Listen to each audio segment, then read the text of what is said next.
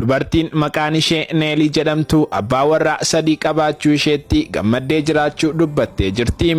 Dubartiin argitan kun abbaa warraa 3 kan qabdu yoo taatu garuu sababa isheetti guyyaa tokkollee wal lolanii hin beekaniim. Maqaan ishee Neelii jedhamti. Naannoo ishee namoota jiran hundarraa bareedduu akka isheen taatetu himama.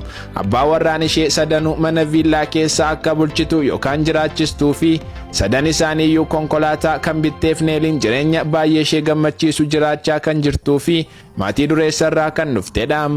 Umurii 25tti abbaa warroolii isheetti kan heerumte Neeliin maatii isheerraa kan dhaalte mooraa mana jireenyaa baay'ee bal'aa ta'e keessaa abbaa warroolii ishee 3 waliin jiraatti. Manichis guddaa waan ta'eef abbaa warroolii ishee kutaa adda addaa kan mataa isaanii qabu. Torbee keessaa guyyaa dilbataa qofaa ofii isheef yeroo kan kennitu yoo taatu torbee keessaa guyyaa 2 tokkoon isaaniif addaan adda qooddee jirti. Neeliin waan abbaa warraa hedduu qabduufis rakkattee akka hin beekne himtee jirti. Neeliif hojii hunda kan hojjetu abbaa warroolii ishee waan ta'aniif hojii mana keessaa homaa tokko akka hin hojjenne kan dubbatte. Wayita ammaa umuriin ishee 42 haa ta'uyyuu malee abbaa warroolii ishee waan kunuunsaniif miirri dargaggummaa akka itti dhaga'amu dubbachuun abbaan eenyuun akka ta'e yoo beekuu baattellee Neeliin ulfaa akka taate hubatteetti.